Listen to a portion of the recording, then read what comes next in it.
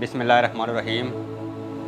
अस्सलातु वस्सलामु अलैका या रसूल अल्लाह, अस्सलातु वस्सलामु अलैका या नबी अल्लाह। आज हम ग़ज़वा-ए उहद में मुसलमान बच्चों का जज्बा-ए जहाद के बारे में गुफ्तगू करेंगे। मुसलमानों का लश्कर जब मदीना तैयबा से निकला तो रास्ते में एक मुकाम पर पड़ाव डाला, जिस जगह का नाम शेखान था। यहाँ मुनाफिकीन की एक जमात शोर शराबा करती हुई अलग हो गई। मज़ीद दो जमातों ने, एक बनु हारसा ने और एक बनु सलमा के लोगों ने मुसलमानों का साथ छोड़ना चाहा तो अल्लाह ताला ने उन्हें बुज़दिली से रोक दिया, जिसका ज़िक्र सूरह आले इमरान में है कि ये उस वक्त का वाक़या है कि जब दो जमातों ने बुज़दिली दिखाना चाही तो अल्लाह ताला ने उनकी मदद की। उसके बाद रसूलुल्लाह ने लश्कर का मुआयना किया और छोटे बच्चों को वापस मदीने जाने का हुक्म दिया। तो एक सहाबा ने अर्ज़ की, या रसूलल्लाह, इन बच्चों में एक बच्चा है जिसका नाम राफ़े है, ये बहुत अच्छा तीर अंदाज है। तो रसूलुल्लाह ने उसे जंग में शामिल होने की इजाज़त दे दी। एक और बच्चा ये देखकर खड़ा हो गया जिसका नाम समरा था और कहने लगा कि या रसूलल्लाह, मैं राफ़े को कुश्ती में हरा सकता हूँ। तो रसूलुल्लाह ने उन्हें कुश्ती करने का हुक्म दिया। तो समरा ने वाकई ही राफ़े को कुश्ती में हरा दिया। तो हुजूर ने उसे भी जंग में शिरकत की इजाज़त दे दी। ये था जज्बा जहाद, जो कि अकाबर सहाबा इकराम में तो मौजूद था ही, उसके साथ साथ मुसलमान बच्चों में भी जज्बा जहाद बहुत ज़्यादा था।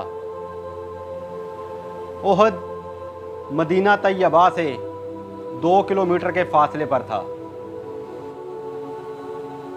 मुसलमान हजूर अकरम सल्लल्लाहु अलैहि वसल्लम की क़यादत में सफ़े आरा हुए। यहाँ से मदीना सामने था। तो उहद पहाड़ के पुश्त पर लश्कर की तरतीब की गई। उहद पहाड़ में एक शगाफ था। यहाँ से डर था कि मुनाफिकीन मुसलमानों पर हमला न कर दें।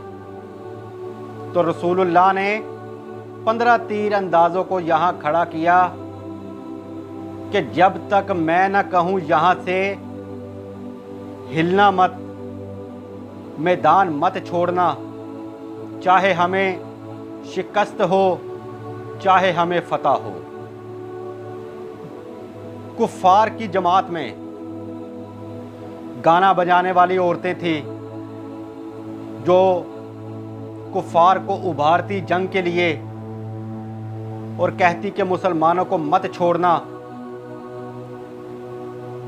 तो उसी दौरान एक राहिब जो फासिक था, उसने अपने 50 आदमियों के साथ मुसलमानों पर हमला कर दिया।